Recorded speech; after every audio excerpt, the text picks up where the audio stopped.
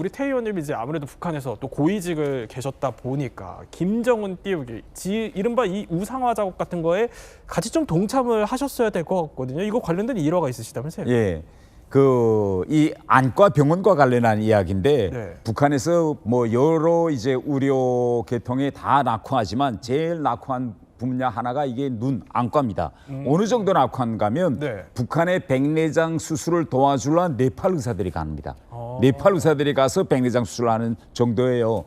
그런데 하루 제가 런던에 있는데 비밀 지시가 내려옵니다. 3층 서기실에서 네. 영국에서 제일 좋은 안과 병원의 설계, 그다음에 그 병원에 안경 상점이 있는지, 예. 그다음에 안경 상점을 어느 정도 규모로 하고 있는지, 바닥은 어떻게 하는지 구체적인 질문지가 다 와서 네. 제가 그때 생각한 게 이제 북한이 지금 네팔 같은 나라에서 의사들을 데려다가 백내장 수술을 시키니 저 안과병원을 어떻게 해보려는가 보다 이렇게 생각하고 영국 런던에 무어필드 아이 호스피털이라는 세계적인 안과 병원이 있어요. 네. 그래 그 병원에 가서 설계로부터 시작해서 내부 걸 다 보냈습니다. 보냈고 여러 가지 또 질문이 계속 와요. 근데 그런가 보다 하고 지나갔는데 그로부터 몇 달 후인 2016년 5월에 김정은이 평양시 안과병원 건설 현장에 갑니다. 거기 가서 여러 이야기들 하는데 제가 그 이야기들 듣고 깜짝 놀랐어요. 어떤 이야기인가 하면 현장에 가서 북한 언론이 보도한다면 설계도를 보면 공사 현장에 가서 아니 안과병원에 왜 문턱이 있느냐. 눈이 나쁜 시력이 나쁜 사람들이 안과병원에 오면 네. 문턱이 있으면 사람이 걸려 넘어지고 안과병원에서는 휠체어를 많이 사용하는데 휠체어가 이거 어떻게 가냐니까 문턱 다 없이요. 이게 사실이거든요. 실제 없어요. 영국은 문턱에. 그다음에 다음 하나는 안과병원의 상징이 눈이냐 동공이냐 이건데 네. 김정은이가 입구에 들어가면서 설계를 이렇게 하지 말라. 병원 상징 십자가를 옮기고 입구에다가 눈을 상징하는 동공을 요라. 뭐 이런 이야기. 그다음에 눈 시력하는 데 가서 이제 시력 그 테스트 종이를 꺼냅니다. 네네. 그걸 보고 북한 사람들도 평양 류경 안과병원에서 받은 시력 테스트지를 가지고 네. 외국에 가서 그대로 주면 돈을 내지 않고 그거 가지고 눈을 제작할 수 있게 국제적인 규격대로 시력 테스트지를 뽑아라. 뭐 이런 이야기를 다 안 되는데 제가 그 이야기를 보면서 이렇게 사전에 자료들을 수집해서 자기가 공부하고 아니 지시 줄 거 있으면 사람들 부르다 사무실에서 지시 주면 되지 현장에 나가서 금방 그걸 보고 자기가 알아차린 것처럼 지시 주니까 밑에 사람들이 입을 이렇게 벌리는 거죠. 와 이거 뭐 안과 병까지 이렇게 다 하나.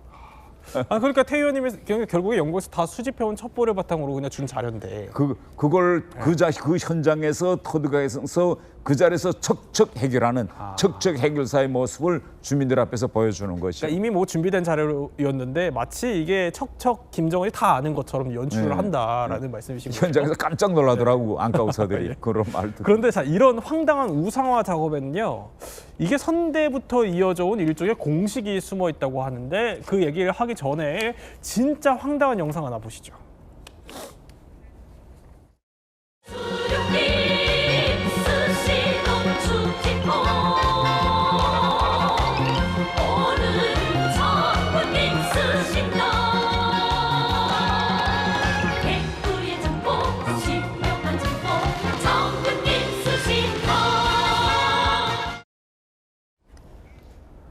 이용재 평론가, 축지법이요? 전우치인가요? 네, 축지법을 쓸 수 있다라는 썰이 우리나라에서도 있었습니다.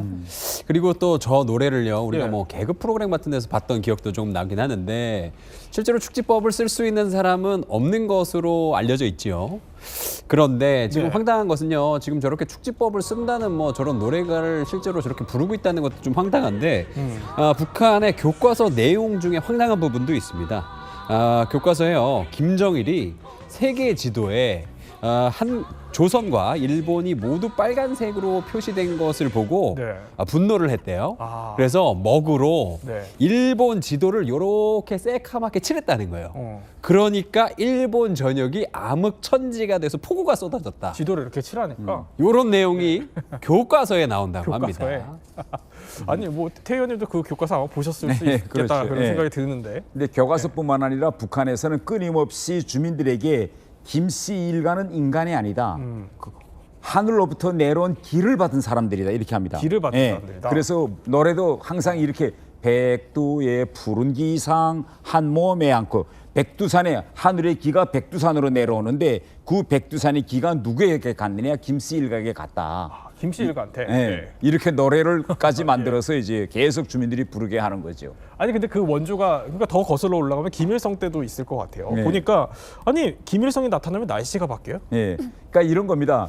백두산 천지. 예. 북한 사람들은 백두산 천지에 가서 해 뜨는 장면을 한 번 보는 게 평생 소원이에요. 오. 그래서 거기 갑니다. 그런데 네. 실제 올라가면 그날 비가 오고 뭐 구름이 껴서 못 볼 때가 대부분이에요. 그런데 현장에 가면 뭐라고 항상 이야기하는가 하면 김일성이 왔을 때도 이렇게 번개치고 날씨가 흐렸는데 김일성만 올라가면 그 순간에 모든 번개와 구름이 갇히고 해가 비친다. 그리고 내려가면 또 원래대로 이렇게 진동이 온다. 아, 이런 그래요? 이야기를 네. 끊임없이 하고 그걸 또 영상으로 만들어서 다큐를 만들어서 계속 북한 주민들한테 이야기. 다큐까지? 그럼요. 그래서 항상 북한 영화 보세요. 그러면 김일성, 김정은, 김정일 다 백두산 올라갔을 때는 와 백두산에 길을 반다 해가지고 바람 불면 해가 뜰 때 네. 커트 자락에 날리고 이런 걸 영화를 찍어서 북한 사람들한테 보여주는 거죠. 하늘로부터 기가 지금 내려와서 받는다. 뭐 백두산에 전기가 꽂힌다. 뭐 이런 얘기네요. 그렇죠? 참 황당하기 짝이 없는데 이 김가영 씨도 네. 우상화교 이거 받아왔다고 표현하면 좀 그럴 거예요. 다 당해보셨을 것 같거든요. 네, 그럼요. 아까 백두산 얘기 나와서 그런데요. 저희가 백두산에 살다 보니까 항상 가면은 천지를 보기 힘들거든요. 근데 김정일이 백두산에 가면은 천지를 항상 본다는 거예요. 그거는 왜 신이기 때문에 천지를 보고 온다는 겁니다. 네. 그때 저는 그걸 들으면서 확실히 맞네. 나는 아무리 가도 천지 볼 수가 없었는데 우리 장군님은 신이니까 천지를 보시는구나. 이렇게 믿었던 거죠. 그런데 거슬러서 김정은 때도 제가 아이들한테 가르치다가 보니까 아이들한테 이런 황당한 얘기를 하잖아요. 근데 아이들은 믿는 거예요. 아, 또 직접 가르치셨으니까. 네네. 예. 그래서 저는 그런 것들을 보면서 내가 당했던 거를 또 아이들한테 하잖아요. 네. 제가 믿고 있으니까 아이들한테 자연스럽게 믿게끔 교육을 할 수밖에 없거든요. 그러니까 저는 북한에 있을 때 김일성, 김정일, 김정은은 그냥 신 같은 존재. 그들은 한마디 하면은 전 세계가 무서워하는 그런 신 같은 존재라고 생각했습니다. 제가 지금 생각해 보니까 네. 왜 그렇게 믿었지? 왜냐하면 전 세계 뉴스를 모르고 우리는 다른 사람들 어떻게 사는지를 모르고 북한이 교육하는 것만 보여주고 듣고 하기 때문에 그걸 믿을 수밖에 없었던 것 같아요. 그러면 일단 교육을 직접 하셨다고 하니까 제일 좀 기억에 남는 교육, 우상화 교육 하셨을 때 네. 그런 거 있어요? 김정은이 지금 보면 황당하지만 그때 당시에는 뭐 김정은이 3살 때 네. 아빠 엄마를 태우고 백두산에 올라갔대요. 저는 그때 당시에 그 얘기를 믿었어요. 아, 그렇군요. 예. 네. 근데 지금 보면 되게 황당하죠. 그러니까요. 또 그리고 7살 때 사격을 했다고 합니다. 근데 그것도 지금 생각하면 황당하지만 그때는 그걸 믿었어요. 왜? 신이니까. 김일성이 다시 태어난 그런 뭐 자손 같은 존재라고 생각했어요. 그럼 언제 저게 거짓말인 거야? 그때? 저는 공개 처형이라던가 아니면 제가 성인이 되었을 때 한국 라디오를 제가 한 2년 동안 들었거든요. 그러면서 이게 뭐지? 내가 배웠던 내용이랑 많이 다르구나를 그때 처음 느꼈습니다. 그래서 이게 네. 외부 정보를 내가 듣고 세뇌가 깨야만이 그 북한의 우상화가 거짓이라는 것을 알게 되는 순간인 것 같아요. 태 의원님도 이제 나중에 알게 되셨을 것 같아요. 태 의원님도. 저는 이제 해외에서 첫 외교관 생활을 덴마크에서 했거든요. 네. 그런데 덴마크에 가서 제일 먼저 제가 제일 알고 싶었던 부분이 뭔가 하면 북한에서 올 때에는 북한이 세계에서 유일한 무상치료, 돈 무료 무상치료, 무료 교육 뭐 이런 나라다 했는데 덴마크에 가보니까 애들이 공립학교 갈 때 돈 안 내요. 또 병원에 갈 때 국가 의료보험제에서 돈을 안 냅니다. 이게 어떻게 가능할까? 경제학적으로. 그러니까요. 그래서 들여다보니까 그다음에 제가 안 돼요 하면 북한에서는 대학에서 정치 경제학을 배워줄 때 아담 스미스까지만 배워줍니다. 그 이후에 케인즈 이론이 생겨나서 세금을 통해서 자본주의 국가에서도 복지 시스템을 만들 수 있다. 이걸 절대 안 가르치거든요. 그래서 제가 이걸 느끼면서 이 자본주의 국가는 결국은 부익부 빈익빈 길거리에는 맨 거지가 넘치는 나라로 알았는데 그게 전혀 아니고 거기에 가서 인터넷을 통해서 한국이 얼마나 잘 사는지 하는 걸 이제 알게 되었죠. 그걸 나중에 이제 해외 근무하시면서 알게 된 거죠. 예. 그럼 이제 나중에 해외 근무하시면서는 알게 되셨으니까 이게 거짓말인 거 알면서 좀 연기를 하셨어야 되잖아요. 그럼요. 그러니까 맨 처음에 점점 이가 내가 알고 있던 이 모든 것이 거짓말이었구나 할 때는 대단히 자신의 인생에 대해서 황당함을 느낍니다. 우리가 일반적으로 사람들은 사람이 진리를 알게 되면 대단히 자유로워진다 이렇게 생각하는데 사람이 진리를 알게 되면 제 느낌은 자유로워지는 게 아니라 제 자신이 무너지더라고.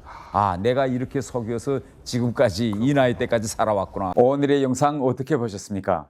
유익하고 의미 있었다면 아래 하단에 안내한 자율 구독료를 통해서 응원해 주세요. 그리고 최근 태영호 TV에서는 AI 실화 영화 봉인된 기록을 올리고 있습니다. 이 영화는 멤버십 전용 콘텐츠입니다. 그런데 많은 구독자분들께서 유튜브에서 어떻게 멤버십에 가입하는지를 잘 모르고 계시는데요. 그래서 오늘 제가 쉽고 빠르게 이 멤버십 가입하는 방법을 알려드리겠습니다. 자, 일단 제 채널에 들어오시면 화면 아래에 가입 버튼이 보이실 겁니다. 여기를 클릭하시고 한 번 더 가입 버튼을 눌러주시면 됩니다. 그 다음 편하신 결제 수단을 선택하시고 마지막으로 구입하기 누르면 끝입니다.